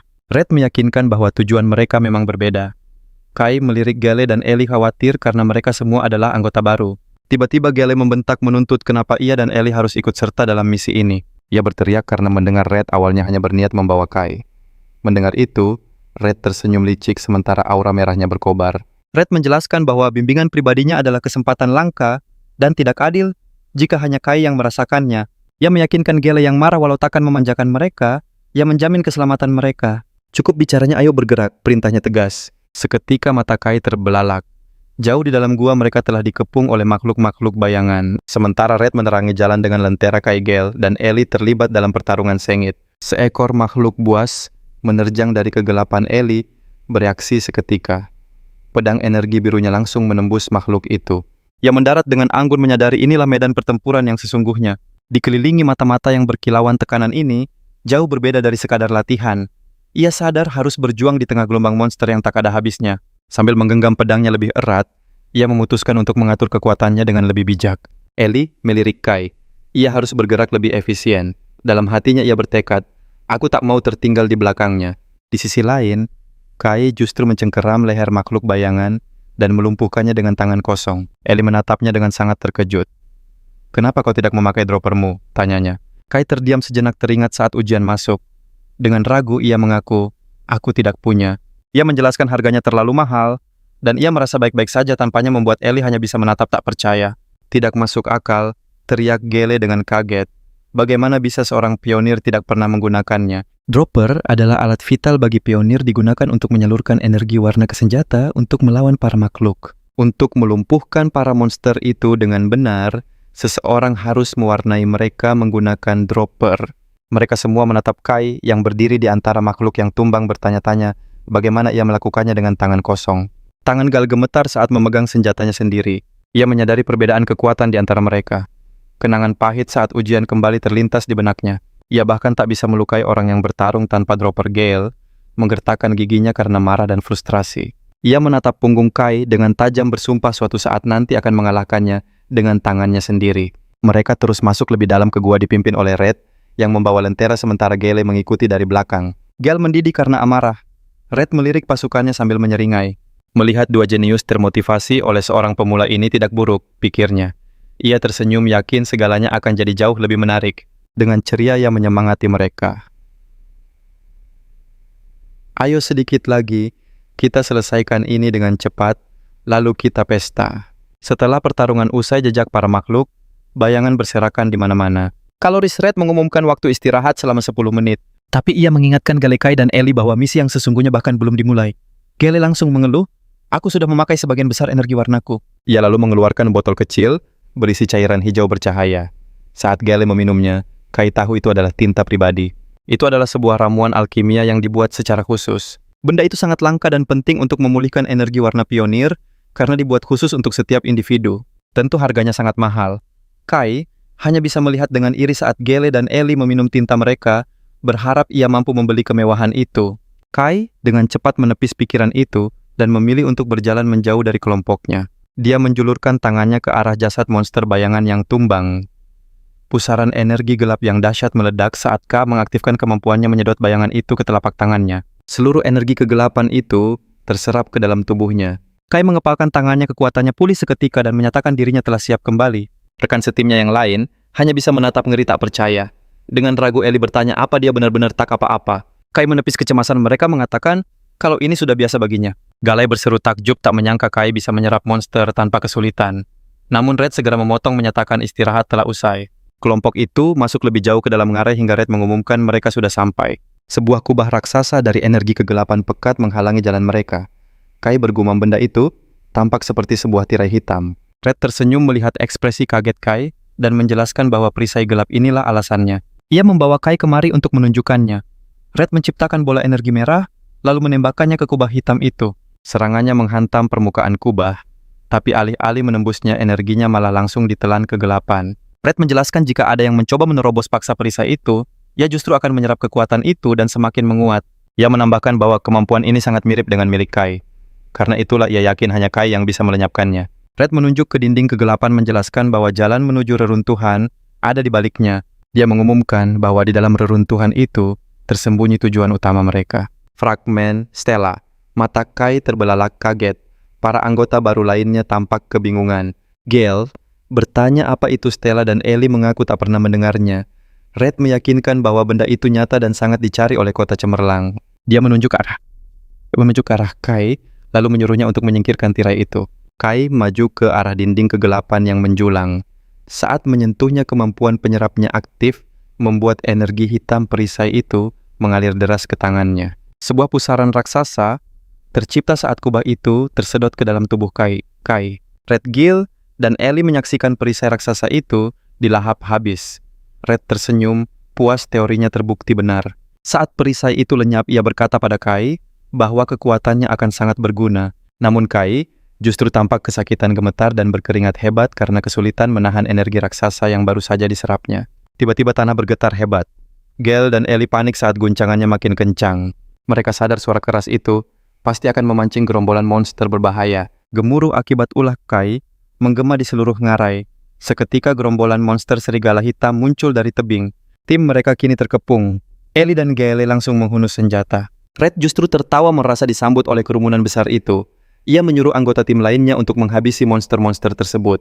Sementara Kai harus fokus melenyapkan tirai. Dengan tatapan dingin, sang ketua tim memerintahkan pasukannya membasmi semua monster. Gale dan Ellie langsung beraksi. Gale melesat dengan kecepatan kilat menebas para monster bayangan dengan serangan anginnya. Ellie mengeluarkan kekuatannya, memunculkan tombak es raksasa dari tanah yang menusuk banyak musuh. Sementara keduanya bertarung sengit, Red hanya mengamati. Ia merasa siap turun tangan tapi sepertinya tak perlu. Dengan mudah ia menembakkan bola energi merah yang menembus sisa monster. Red berpikir skill mereka cukup tinggi untuk anggota baru. Di sisi lain, Kai terus menyerap perisai raksasa itu dengan keringat bercucuran. Red tersenyum sinis, senang saat bawahannya yang bekerja keras, sementara ia hanya perlu mengawasi. Kai berlutut berjuang melawan energi yang tak stabil. Ia merasa kekuatan tirai itu anehnya mirip dengan miliknya. Mungkin karena sama-sama memiliki atribut kegelapan. Ia pun menyadari bahayanya. Jika fokusnya buyar energi, tirai yang dahsyat akan berbalik dan malah menyerap kekuatannya. Kai menggertakkan gigi, menolak untuk kalah dan membuktikan siapa yang lebih kuat. Dengan satu hentakan terakhir, penyerapannya selesai. Ia berdiri terengah-engah memastikan telah menyerap semuanya sampai tuntas. Ia menengok ke balik perisai dan terkejut melihat lubang hitam raksasa tanpa dasar yang terlihat. Dia bertanya dalam hati, mungkinkah jurang mengerikan ini adalah pintu masuk menuju reruntuhan? Setelah tugasnya selesai, ia berbalik dan melapor pada ketua tim bahwa tirai itu telah lenyap. Melihat perisainya hilang, Red memuji kerja bagus Kai. Ia memanggil timnya mengumumkan tirai telah lenyap dan menyuruh mereka untuk membereskan sisanya. Bahaya ekspresi. Red seketika menegang saat merasakan ancaman besar mendekat. Dengan gerakan secepat kilat, ia melesat maju menarik paksa Ellie dan Gale untuk mundur. Detik berikutnya sebuah tebasan energi raksasa merobek udara meninggalkan jejak dalam di tanah tempat mereka berdiri. Serangan dahsyat itu langsung melenyapkan sisa monster bayangan. Di antara puing yang berjatuhan, Red, Ellie, dan Gale mendarat dengan selamat di tempat yang lebih tinggi. Gale menatap ngeri menyadari nyawanya akan melayang jika Red tidak menolongnya. Wajah Red tampak serius. Jadi para monster tadi bukan tanpa perlawanan, mereka hanya ketakutan pada sesuatu yang lain. Ia teringat laporan tentang adanya entitas berbahaya yang mengintai di area ini. Dari balik debu sesosok siluet muncul berjalan sambil menyeret pedang besar. Red bergumam, waktu bermain sudah habis. Sosok penyerang itu akhirnya melangkah ke dalam cahaya. Seorang pria berambut runcing dengan sisi putih dan hitam.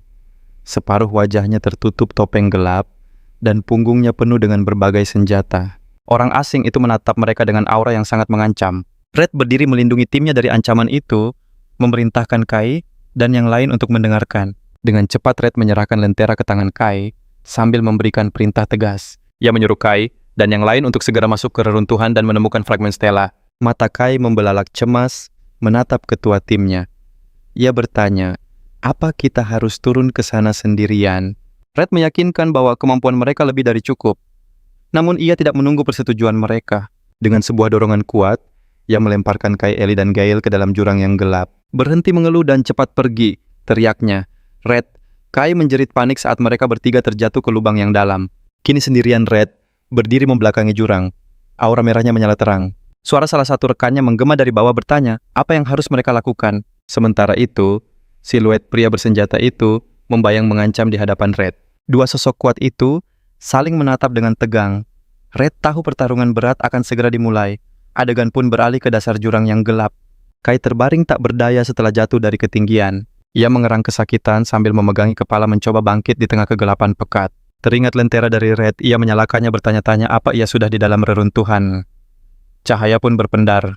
Saat area itu terang, ekspresi Kai berubah jadi ketakutan. Ia membeku kaget dan bertanya pada dirinya, tempat apa ini?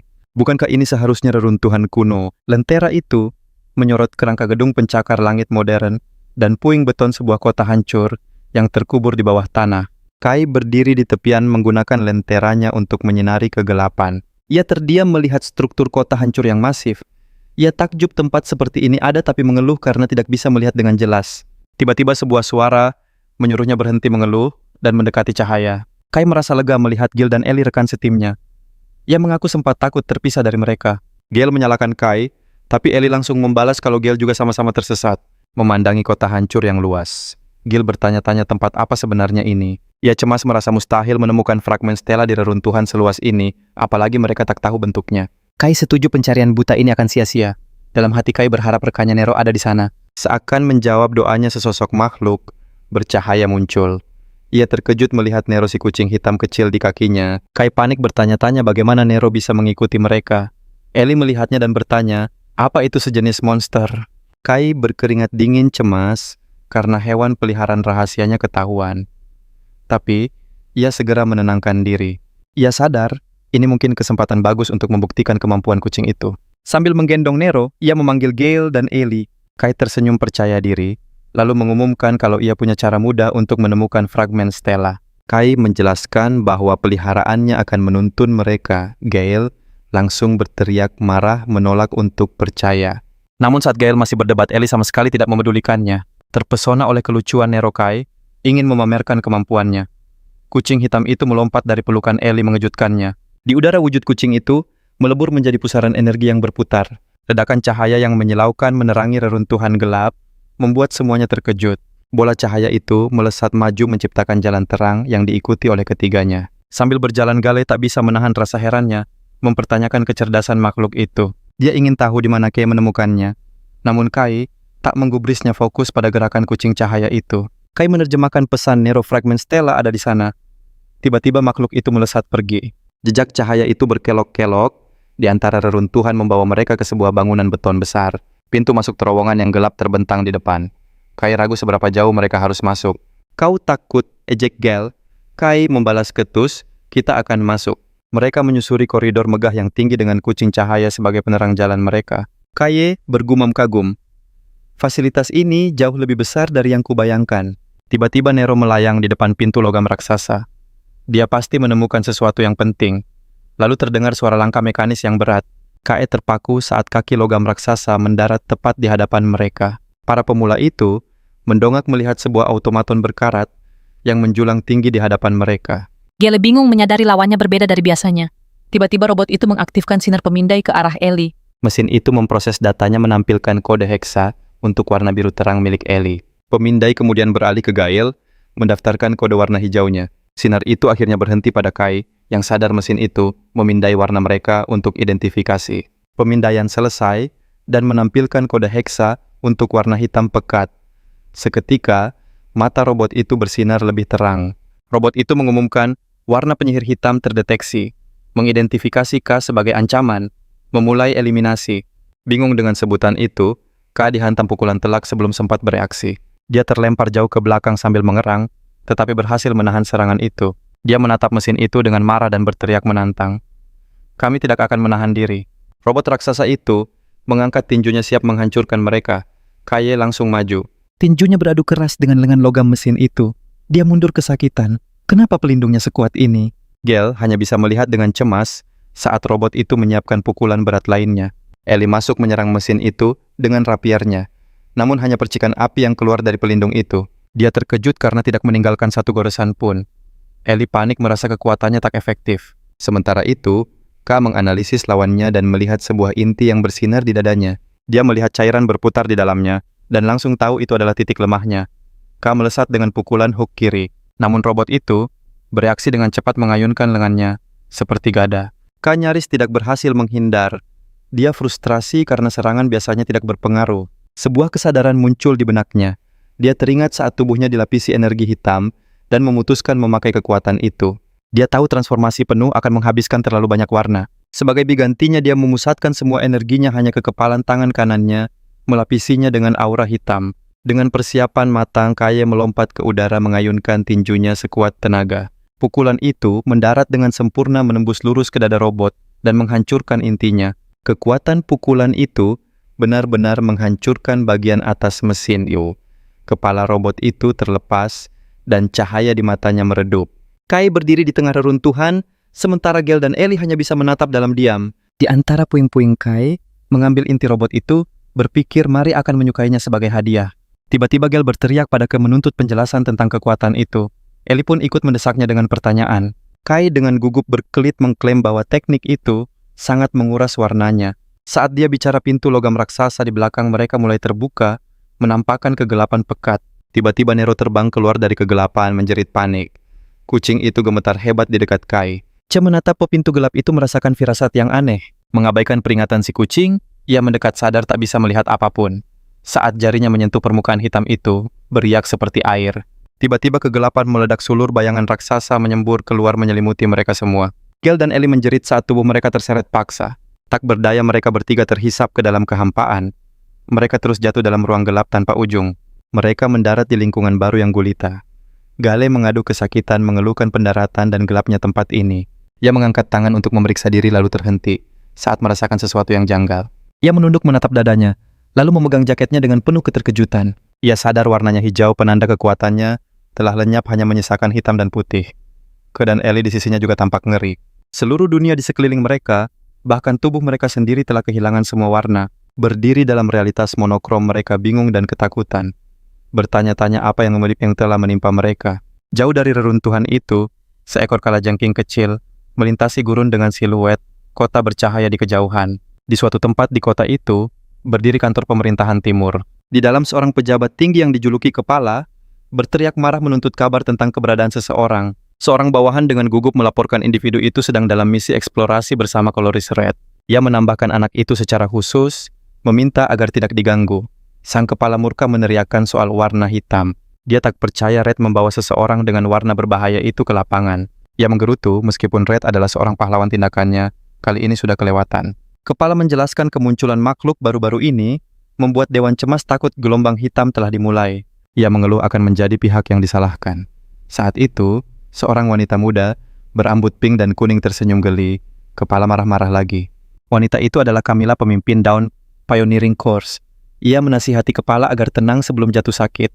Dia mengaku paham akan kekhawatiran sang kepala, tapi memintanya untuk tidak bertindak gegabah. Camilla bertanya apa? Kepala sungguh yakin Red akan bertindak tanpa berpikir. Menurutnya Red adalah pelindung yang andal, sangat sempurna untuk mengawasi anak itu. Camelia berpendapat bahwa mengambil risiko pada individu ini mungkin akan membawa hasil positif yang tak terduga.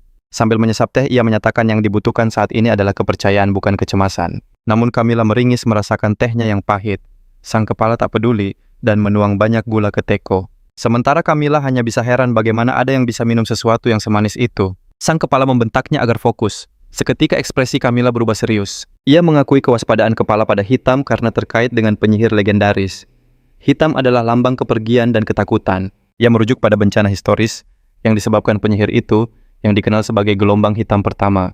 Ia menjelaskan umat manusia nyaris lenyap saat dunia diselimuti kabut kelam dan para makhluk menciptakan tanah hitam. Camelia yakin gelombang berikutnya tak terelakkan dan eksplorasi mereka pada dasarnya adalah demi bertahan hidup. Dia menyinggung soal anomali terkini dan kemunculan pengguna kekuatan hitam. Dengan tatapan tajam dia berkata, mereka harus memakai semua kekuatan yang ada, bahkan hitam, dan mendesak kepala untuk meyakinkan dewan. Sang kepala tampak pasrah, mengakui bahwa hal itu tidaklah mudah. Namun ia menatap sebuah berkas berisi foto Kay dan berjanji akan berusaha sekuat tenaga. Menatap gambar itu, sang kepala merenung mungkin takdir kota ini berada di tangan anak itu. Sementara itu, ketiga perintis berdiri di kehampaan yang gelap. Tubuh mereka hanya terlihat sebagai siluet putih. Mereka benar-benar bingung di mana mereka sekarang. Gale menoleh pada Kay dengan panik, berteriak bahwa warna mereka telah hilang lalu menuntut kenapa warna Kay masih ada. Kay dengan santai menjawab tidak tahu. Mungkin karena warnanya hitam, jadi menyatu dengan gelap. Tiba-tiba, Gale terbungkuk lelah dan Ellie memegangi kepalanya merasa lemah. Kay memperhatikan dengan bingung, bertanya-tanya mengapa hanya dia yang baik-baik saja. Dia lalu sadar mungkin karena ia tidak terbiasa hidup sebagai orang tak berwarna, jadi ini bukan hal baru baginya. Gale menyebutkan ada sensasi aneh di tubuhnya. Dia menyipitkan mata, melihat cahaya redup berdenyut di dalam dirinya bagaikan sebuah inti. Tiba-tiba bisikan mengerikan mulai menggema. Mereka pun waspada mengamati sekeliling. Rasa takut menyelimuti Gale, berteriak ke dalam gelap menantang sosok misterius itu untuk muncul. Kai terdiam mencoba mengenali suara itu. Namun dia sadar, ini adalah sesuatu yang lain. Seketika siluet kelam sesosok wanita berambut panjang bangkit dari dalam bayangan. Kai merasakan hawa kehadirannya dan berbalik tajam. Gale dan Ellie membeku, tak bisa berkata-kata melihat sosok hantu itu. Kemunculannya yang tiba-tiba tanpa isyarat membuat mereka ketakutan. Sosok bayangan itu mengangkat tangannya, menunjuk lurus ke dada Kai. Kai membeku. matanya terbelalak sadar dirinya menjadi target. Pikirannya ditarik paksa. Sebuah penglihatan kacau tentang pusaran energi yang melahap kota. Lalu dunia berubah menjadi mimpi buruk, reruntuhan yang dikuasai oleh monster raksasa. Sebuah mata raksasa terbuka di langit mengawasi gerombolan makhluk bayangan. Di antara kerumunan monster bermata banyak menatap tajam. Lalu muncul wajah wanita misterius itu, menatapnya dengan satu mata bersinar. Kai tiba-tiba berdiri di depan energi biru yang dahsyat. Dia bimbang apakah ini ingatan atau kenyataan. Kebingungannya memuncak membuatnya meragukan jati dirinya sendiri. Jauh di alam bawah sadarnya, suara dari cahaya terang berkata, dia butuh sebuah nama. Sosok buram dari masa lalu memberinya nama Kai, memintanya menemukan cahaya dan warnanya. Penglihatan itu berakhir tiba-tiba. Kai tersentak kembali ke dunia nyata, napasnya terengah. Wajahnya pucat pasi terguncang oleh penglihatan yang baru saja dialaminya. Dia terhuyung memegangi kepalanya. Mengapa bayangan mengerikan itu harus muncul di benaknya? Kai terus memegangi kepalanya berusaha memahami penglihatan yang kacau itu. Dengan panik ia mencoba mengingat meyakinkan diri bahwa pasti ada jawaban di sana. Tiba-tiba nama Rumiel terlintas di benaknya. Siapa itu? Dia bertanya-tanya. Pikirannya buyar oleh Gal yang sudah kehilangan kendali. Sang pendekar pedang berteriak ke dalam gelap menebaskan pedangnya dengan liar pada musuh tak kasat mata. Kai menoleh dan melihat Gale mengayunkan pedangnya nyaris mengenai Eli yang meringkuk ketakutan. Gal berteriak benar-benar tak sadarkan diri. Eli gemetar memohonnya berhenti, tapi tak digubris. Gal terus mengamuk meneriakkan kutukan. Matanya menghitam pertanda kegelapan telah merasukinya. Sementara itu, Eli juga terperangkap dalam mimpi buruknya sendiri. Cairan hitam mengalir dari matanya. Ia memegangi kepala terus meminta maaf pada saudarinya. Kai melihat dengan cemas.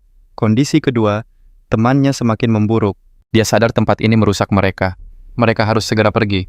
Tiba-tiba suara yang familiar terdengar. Kai mendongak melihat sosok putih bercahaya terbang ke arahnya. Senyum lega terukir di wajahnya. Nero aman, namun Nero terbang dengan panik menunjuk ke kejauhan. Kai paham Nero menunjukkan sesuatu. Kucing itu pun terbang meninggalkan jejak cahaya. Kai memutuskan untuk mengikuti jejak itu. Tapi langkahnya terhenti, ia menoleh pada kedua temannya. Gale masih mengayunkan pedang di dekat Eli yang ketakutan. Kai sadar ia tak bisa meninggalkan mereka. Dia menoleh pada Nero bertanya apakah kucing itu bisa membantu dengan kekuatannya. Gelombang cahaya suci meledak dari Nero menyelimuti Gale dan Eli. Kegelapan di dalam diri mereka mulai sirna. Seketika teriakan Eli dan Gale berhenti saat pengaruh gelap itu menghilang. Kai menghela napas lega cahayanya berhasil. Setelah memastikan temannya aman, ia meminta mereka menunggu. Ia lalu berbalik bertekad melanjutkan perjalanan sendirian. Kai berjalan menembus kehampaan, mengikuti jejak cahaya Nero. Ia mulai frustrasi. Masih belum ada apa-apa di keluhnya dalam hati. Saat ia menoleh bisikan itu kembali, suara misterius menggema, tak ada warna yang bisa menyentuhmu.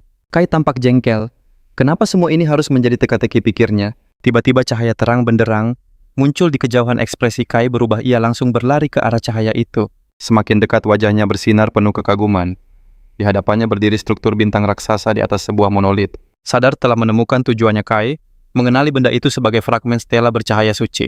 Ia sadar cahaya dan wujudnya tak seperti yang pernah ia lihat. Mungkinkah tiap fragmen itu unik? Tak ada waktu untuk berpikir. Ia memanjat bebatuan untuk meraih benda itu, dan pergi dari dimensi mengerikan ini. Tangannya terulur ke arah inti yang bersinar.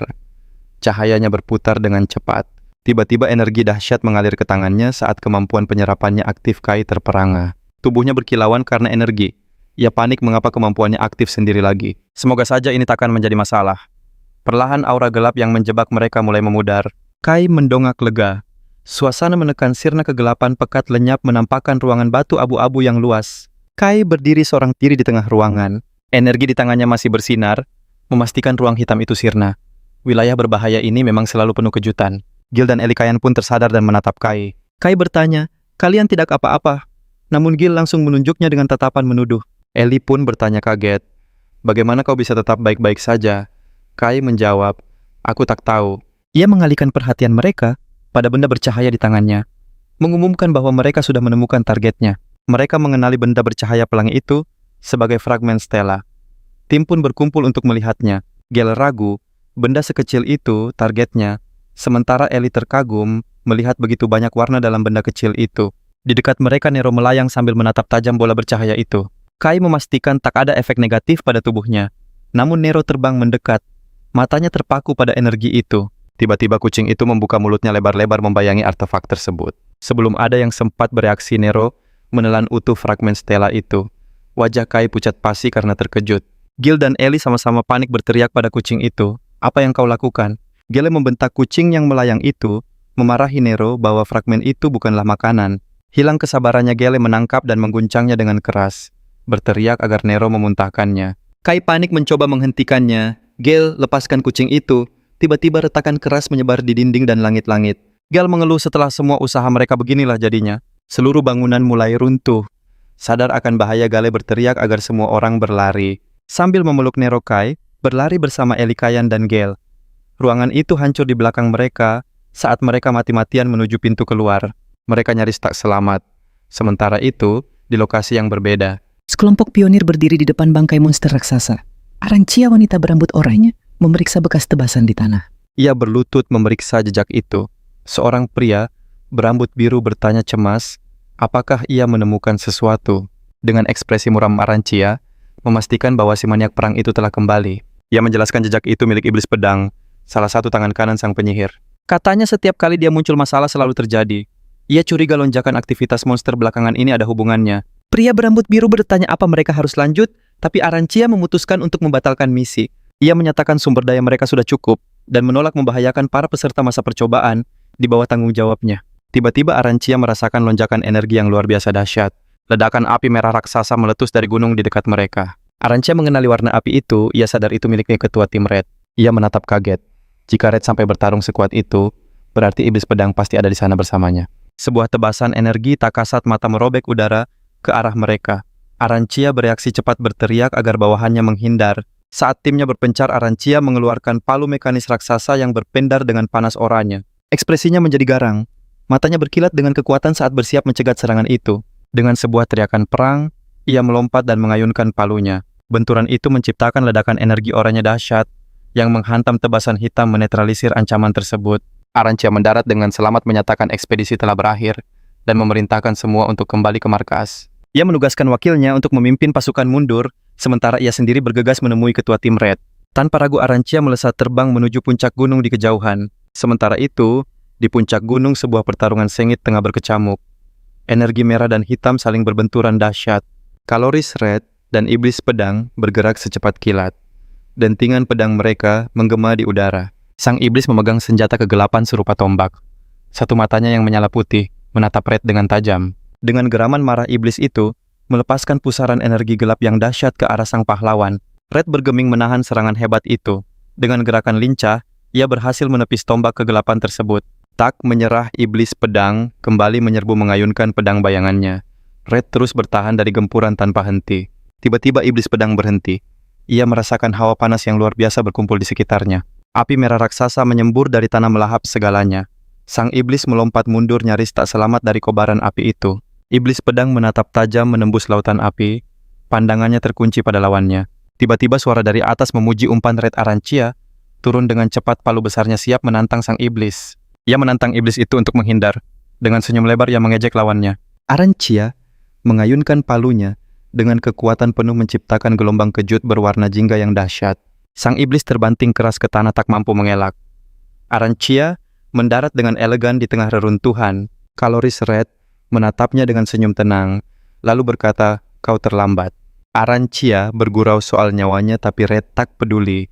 Ia sadar pukulan tadi belum cukup untuk mengakhirinya. Dan benar saja, dari balik debu siluet iblis pedang kembali bangkit. Makhluk itu menatap kedua pahlawan dengan tatapan penuh benci tanpa goresan sedikit pun. Red tetap percaya diri memberitahu Arancia kalau pertarungan ini akan lebih mudah karena ia sudah datang. Namun Arancia memperingatkannya untuk tidak lengah. Ia lega tiba sebelum situasinya menjadi lebih gawat. Ia menjelaskan tak ada Kaloris lain yang ingin melihat Red bertarung dengan kekuatan penuhnya. Kekuatan sejati Red sangat mengerikan. Red hanya mengeluh mendengar ocehan temannya. Mengabaikannya, Arancia mengaktifkan kekuatannya. Lingkaran energi jingga bersinar di bawah kakinya. Ia menggenggam palunya diselimuti aura cahaya. Ia menyatakan mereka akan mengalahkan tangan kanan penyihir lainnya. Di seberang sana, iblis pedang berdiri diam, wajahnya menunjukkan kemarahan. Red dan Arancia bersiap untuk pertarungan puncak. Tiba-tiba suara tegang menggema dari ujung tebing. Mata Red terbelalak kaget. Bahkan sang iblis pun tampak bingung, berhenti sejenak untuk mencari sumber suara itu. Akhirnya Kae bersama Gil, Nero, dan Elisan berhasil memanjat ke atas. Gale langsung ambruk kelelahan. Ia bersumpah tak akan pernah kembali ke reruntuhan bawah tanah itu. Namun Kae tiba-tiba membeku. Ia merasakan aura mengerikan dan melihat iblis pedang menatap lurus ke arahnya. Di belakang monster itu, ia melihat Red dan Arancia bersinar. Mereka sadar telah masuk ke tengah-tengah pertempuran. Arancia dan Red panik menyadari waktu yang sangat tidak tepat. Mereka bergegas maju untuk mencegat monster itu. Red berteriak agar mereka menghindar iblis itu, mengabaikan para kaloris kuat dan mengincar mangsa yang lebih lemah. Dengan kecepatan mengerikan monster itu, menerjang lurus ke arah Kaegel dan Ellie. Bertindak karena insting Gel mencengkeram pedangnya dan Ellie dengan sigap menarik senjatanya. Meski sangat lelah, keduanya tetap maju untuk melindungi diri mereka. Iblis itu mengayunkan pedang hitam raksasanya dengan kekuatan dahsyat. Sekali tebas senjata Gale dan Ellie hancur berkeping-keping. Ellie dan Gale menatap ngeri. Gale tak percaya senjata logamnya yang keras bisa hancur begitu saja. Lumpuh karena takut, ia sadar perbedaan kekuatan mereka terlalu jauh. Ia berpikir inilah akhirnya. Sang iblis mengayunkan pedang besarnya ke bawah. Sebuah tebasan energi putih membelah udara. Sang iblis mengayunkan pedang besarnya ke bawah. Sebuah tebasan energi putih membelah udara. Serangan itu mengenai lengan kirinya. Kae mengertakkan gigi menahan rasa sakit yang luar biasa. Ellie berteriak ngeri memanggil namanya Gale, terkejut melihat iblis itu menjulang di atas mereka. Kae jatuh ke belakang dengan luka parah. Tanpa ampun iblis pedang melesat. Lututnya menghantam Gale dan tangannya langsung mencengkeram leher Ellie. Ellie kini menjadi tameng hidupnya. Saat Red dan Arancia tiba, langkah mereka terhenti, tak bisa menyerang tanpa melukai Ellie. Iblis itu menyeringai memerintahkan mereka menyingkir dan melarang siapapun untuk mengikutinya. Serahkan kuncinya, tuntutnya membuat para koloris hanya bisa saling berpandangan bingung. Ia mengingatkan nyawa gadis ini ada di tangannya. Satu gerakan salah Ellie akan celaka. Red menajamkan pandangannya menganalisis situasi. Sementara Arancia berteriak frustrasi, "Kunci apa maksudmu?"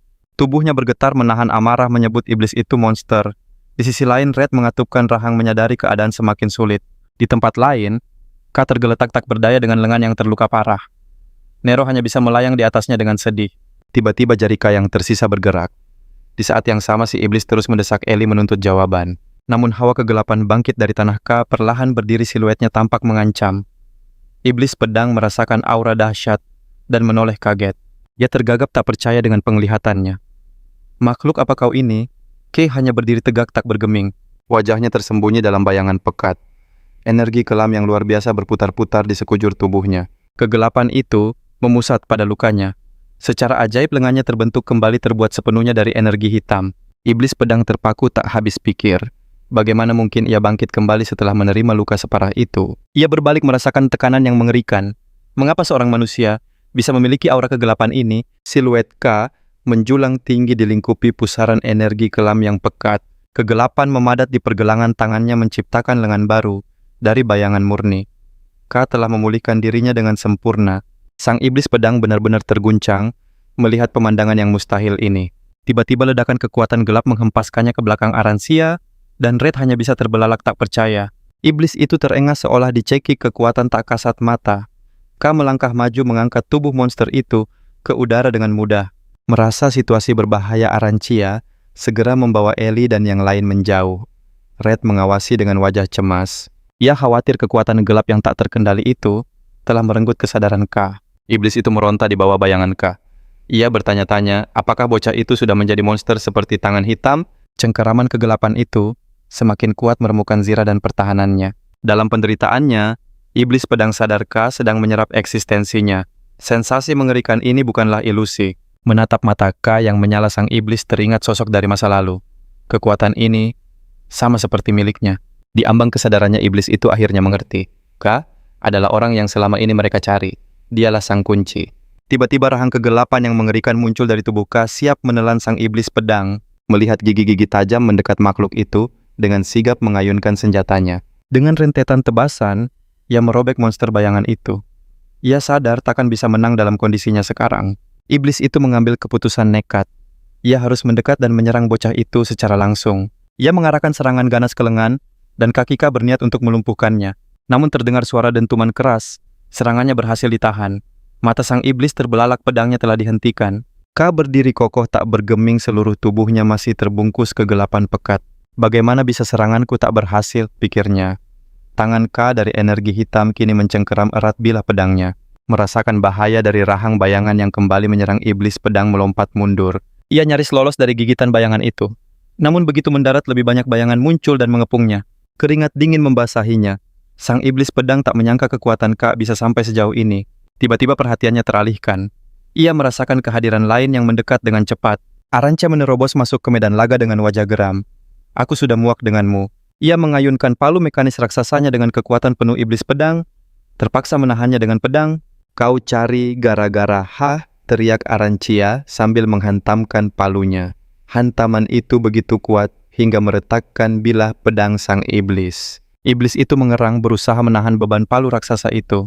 Tatapan Arancia tajam bertekad untuk mengakhirinya. Akan tetapi monster itu mengambil sebuah keputusan yang cerdik. Tujuannya menemukan sang kunci telah tercapai.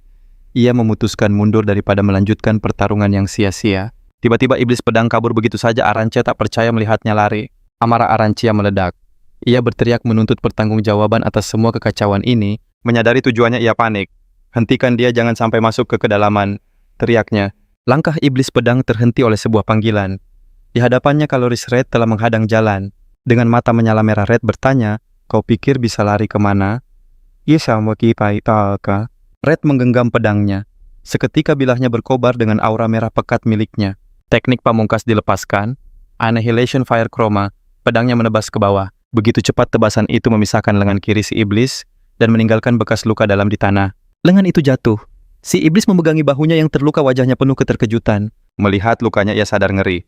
Ini kekuatan Chroma saat ia lengah Red kembali menyerbu maju. Aku sudah janji pertarungan yang sepadan, ujar Red tajam. Akan kupastikan kau menyusul kawan-kawanmu. Pertarungan mencapai puncaknya saat Kaloris Red melancarkan rentetan tebasan energi merah. Dengan satu lengan si iblis mati-matian menahan serangan. Ia tahu ia takkan bisa menang. Lain kali akan berbeda, ancamnya. Aku pasti akan merebut kuncinya. Meski terluka parah, ia mundur ke dalam bayangan. Dengan satu lompatan sosoknya lenyap. Red berdiri di tepi jurang, menatap kegelapan tempat monster itu menghilang. Arancia berlari siap mengejar, tapi Red menahannya. Terlalu berbahaya, katanya. Arancia menghentakkan kakinya kesal. Padahal kita hampir berhasil menangkapnya. Tapi Red menjelaskan, kita tidak bisa masuk ke kedalaman tanpa persiapan matang. Raut wajah Red menjadi suram. Inilah batas kita saat ini, gumamnya menatap kegelapan. Sangat frustrasi. Seolah Blackland sendiri menjadi perisai bagi mereka. Tim berkumpul. Arancia meminta maaf karena merasa jadi beban. Tapi Red hanya tersenyum. Yang lain ikut menenangkan Red, senang semua selamat. Tapi tiba-tiba tatapannya menajam ke arah lain. Apa yang kita lakukan dengannya? Tanya Red. Pandangannya tertuju pada Kai yang diam membeku. Tubuh Kai diselimuti aura hitam pekat yang mengancam. Apa? Dia masih sadar. Red terperangah melihat energi gelap dari tanah tersedot masuk ke tubuh Kai. Aku tahu kekuatannya berbahaya tapi tidak sejauh ini. Anak itu, dia menyerap energi tanah hitam itu sendiri. Pertarungan usai. Aura hitam di sekitar Kai perlahan memudar. Semua menatap cemas berharap ia sadar kembali. Arancia tampak khawatir, tapi Red memberi isyarat diam. Mereka mengamati Kai yang berdiri dengan goyah. Matanya berputar ke atas. Energi gelap itu lenyap sepenuhnya. Tubuhnya mencapai batas. Lalu ia ambruk ke depan. Semuanya hanya bisa menatap sosok Kai yang tak sadarkan diri dalam diam. Anak ini, pemilik kekuatan yang begitu besar. Sebenarnya siapa dia? Di tempat lain, iblis pedang terhuyung melewati kegelapan. Ia terluka sangat parah. Ia mengerang memegangi lukanya. Namun energi gelap berputar, dan lengannya yang hilang mulai terbentuk kembali. Tiba-tiba sebuah suara mengejek terdengar. Lihat dirimu babak belur begitu. Habis dihajar ya. Kau memang selalu suka ikut campur, lanjut suara itu. Iblis pedang menatap tajam ke dalam bayangan. Dari bayangan muncul dua gadis misterius. Iblis pedang mendesis, di Viper. Sosok Viper seakan berlipat ganda mengepung iblis pedang yang tak berdaya. Mereka berceloteh riang. Wah, siapa ya yang bisa membuatmu jadi begini, goda mereka. Salah satu Viper berjongkok merasakan sisa hawa panas dan energi merah murni di tanah. Ia mendongak dengan senyum licik. Jadi, kau habis bertarung dengan Kaloris Red. Ajaib kau bisa selamat melawannya, ejeknya. Si iblis pedang mendengus kesal mendengar cemohan itu.